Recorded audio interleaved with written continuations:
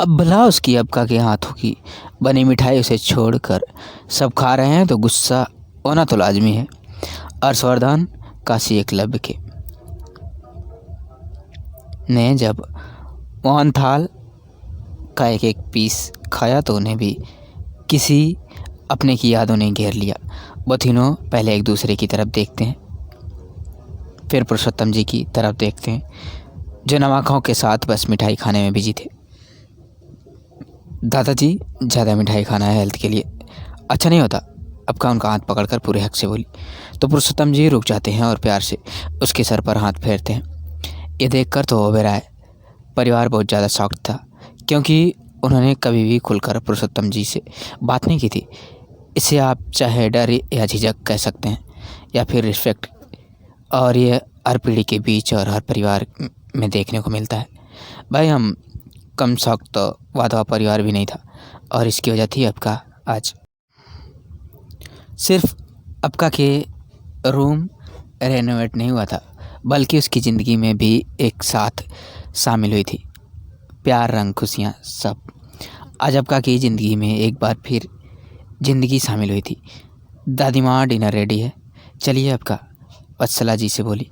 अरे हाँ हाँ सब चलो डिनर के लिए पुरु, आज मैंने सब तेरी पसंद का खाना बनवाया है, चंद्रशेखर जी बोले। तो सब डाइनिंग एरिया की तरफ चल दिए। अरे आप लोग वहाँ कहाँ जा रहे हैं? अबका ने सबको डाइनिंग एरिया की तरफ जाते देख पूछा। तू भी कमाल करती है अबका, अब खाना खाना है तो डाइनिंग एरिया की तरफ ही जाएंगे, कुल बोला।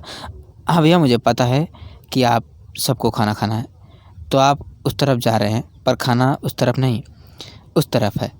अबका ने बैकयार्ड की तरफ इशारा करके बोला। मतलब? अभिमान बोला। मतलब ये अभिमान भैया कि अबका दीदी ने खाने का सारा इंतज़ाम घर के बाहर पीछे बने गार्डन पर किया है, नेहा बोली। सब घर के पीछे वाले गार्डन जब पहुंचते हैं तो सब दंग रह जाते हैं। ये घर का वो हिस्सा था जो सालों से वीरान पड़ा था, जहाँ ज़्यादा कोई आता नहीं था, पर आज अबका ने इस हिस्से में जान डाल दी थी। ये घर का वही हिस्सा था जो वंश के एरिया को घर से जोड़ता था, जहाँ हर तरफ रंग, खुशबू, रोशनी ही रोशनी थी जो इस ठंडी हवा में घुल सी गई थी। अबका बेटा तुमने ये सब किया? चंद्रशेखर जी अबका के पास आकर बोले।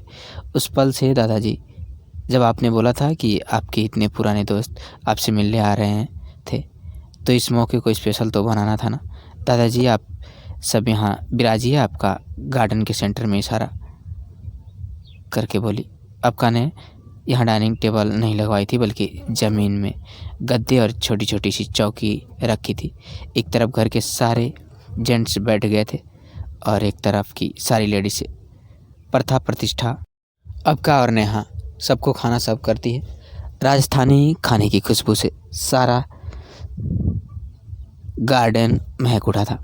वहाँ पर फूलों के बहुत ही कम पौधे थे, पर फिर भी चांद की रोशनी में ये गार्डन जगमगा गया था। सब खुशी खुशी खाना खाते हैं और हर बाइट के साथ तारीफ करते जाते हैं। ये पंच में दाल किसने बनाई है? लाजवाब, एक एक मसाले का स्वाद पता चल रहा है, पुरुषोत्तम जी बोले। ये दाल अबका ने बनाई है, दादाजी बोले।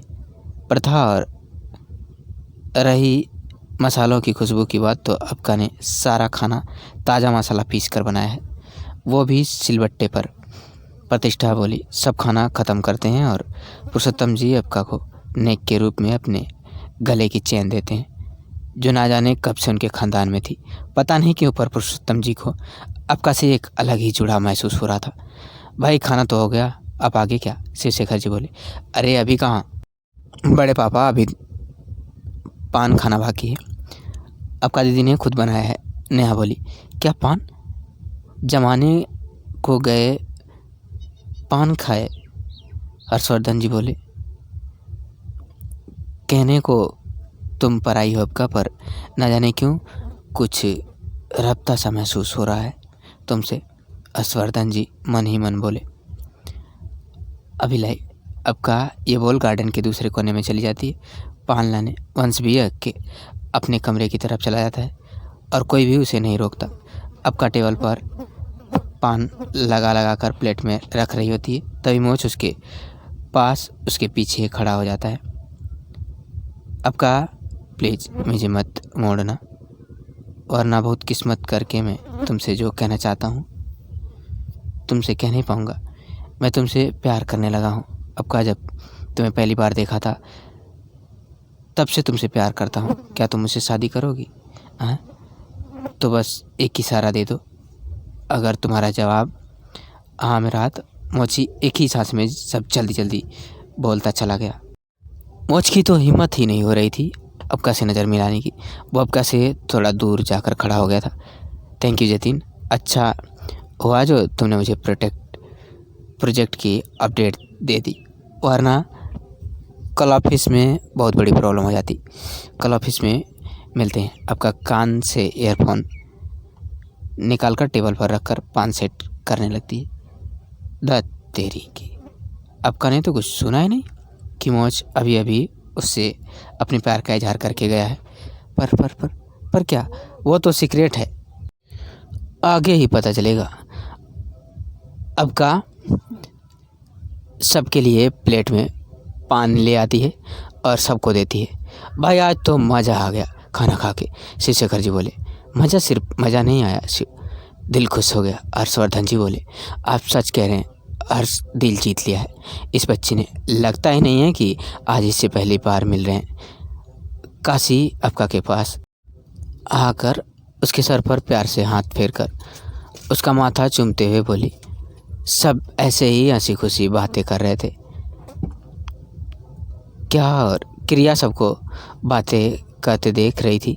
गार्डन के एक तरफ नंदिनी जी, तेजस्वी जी, वत्सला जी, काशी जी और केतकी जी बात कर रहे थे, तो पुरुषोत्तम जी और चंद्रशेखर जी पुराने दिनों को याद कर रहे थे। तो कहीं शिवशेखर, वाधवा जी, हर्षवर्धन, यश को और केतन बिजनेस और शादी को प्लानिंग कर रहे थे। भाई घर के बेटे बहुएं बेटियां कैसे पीछे रह सकते थे। सब अपना अपना ग्रुप बनाए बातों में ही लगे थे। उधर वंश कब से अपने कमरे में एक हाथ में प्लेट में मोहन थाल और दूसरे हाथ में एक पेपर पकड़े था, जिसमें कुछ इस तरह से लिखा था, ये डिश आज मैंने पहली बार बनाई है। मैं चाहती हूँ इस डिश की तरह हमारा रिश्ता भी मिठास और खुशबू से भर जाए। अब का हमारे रिश्ते में मिठास तो 6 साल पहले भर गई थी। अब क्या वात्सल्य के रूप में बस हम ही अनजान थे। वंश मन ही मन बोला, कहा है ये बड़े लोग कितना बातें करते हैं, देखो ना कोई हमारे बारे में कुछ सोचता ही नहीं कि हम कितना बोर हो रहे हैं। क्रिया बोली। शिवराज शेखर जी ने जब काया और क्रिया को उदास होते देखा तो इशारे से उन्हें अपने पास बुलाया। क्या बात है, क्यों गुमसुम है हमारी राजकुमारियाँ? शिवशेखर जी प्यार से उनका सिर सहलाते हुए बोले। उदास ना हो तो क्या करे दादाजी, सारे बड़े लोग बातें कर रहे हैं, कोई भी हमारे साथ नहीं खेल रहा। काया शिकायत करते बोली, हम बोर हो रहे हैं दादाजी। इस बार काया और क्रिया दोनों एक साथ थोड़ा जोर से बोली तो वहाँ मौजूद सब लोग बातें छोड़कर उनके पास आ गए। अच्छा हुआ जो सब आ गए, अब कोई बात नहीं करेगा, सब वही करेंगे जो हमारी राजकुमारियाँ हमसे करने को कहेंगी। शिवशेखर जी थोड़ी रावले अंदाज में बोले। अब ऐसे ही थोड़े ना शिवशेखर जी बच्चों के फेवरेट दादाजी कम उनके बेस्ट फ्रेंड थे। काया हो, क्रिया हो या फिर हमारा क्यूट लिटिल डेविल वात्सल्य, भाई तीनों उनके दिल पर राज करते हैं। मौज की नज़रें बार बार अबका पर जा रही थी कि अबका क्या फैसला लेगी, कोई इशारा देगी भी या नहीं। वहीं अबका की नज़रें वंश के कमरे की खिड़की पर जा रही थी।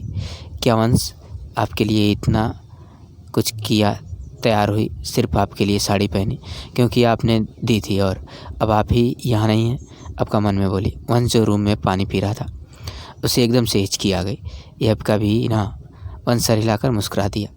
लो काया बेटा, आपने जैसा बोला था सब वैसे गोल घेरे में बैठ गए। अब क्या करना है? कुल बोला। पापा पहले बीच में आग तो जलाइए, देखिए बड़े दादाजी को ठंड लग रही है। क्रिया बोली, हाँ भाई लो, अब खुश। अब बताओ क्या खेलना है आपको? अभिमान बोला। अंताक्षरी। काया और क्रिया एक साथ बोली, नहीं मुझे गाना नहीं आता, मेरा गला ख़राब है, मुझे लिरिक्स याद नहीं रहते। सब लोग कोई ना कोई बहाना बनाकर गाने से पीछे हट गए। आपका जैसे ही कुछ बोलने को ही नहीं आपका आंटी, आपको तो गाना पड़ेगा। क्रिया बोली, हाँ आप वत्सल्य को हमेशा लॉरी सुनाती हो। वत्सल्य ने बताया था। हाँ हाँ हाँ, आपका कुछ सुनाना। प्रतिष्ठा बोली, हाँ दी। वत्सल्य कितनी तारीफ करता है आपका के खाने की, उसके गाने की, उसकी एब्सेंट में। खाना तो खा लिया, आप गाना भी सुन लेते हैं, वरना कल से तो इसका कान्हा इसे हमारे साथ टाइम स्पेंड नहीं करने देगा। प्रथा बोली, क्या आपका का बच्चा भी है? सबकी बात सुन पुरुषोत्तम जी मन ही मन बोले। पर दी आपका आगे कुछ बोलती उससे पहले ही, आपका बेटा सुना दो ना कुछ अच्छा सा। वत्सल्य जी बोली। वंश भी इतना शोर सुन खिड़की पर आ जाता है। आपका की नज़र खिड़की पर ही थी। आपका अपनी जगह से उठकर थोड़ा दूर जाकर खड़ी हो जाती है और आंख बंद कर धीमे से बोलती है, सिर्फ आपके लिए। ईशान जल्दी से अपना गिटार निकाल लेता है। सबको लग रहा था कि आपका चांद को देखकर गा रही है, पर सच तो ये था कि आपका वंश को उसकी खिड़की पर देखकर गाती है।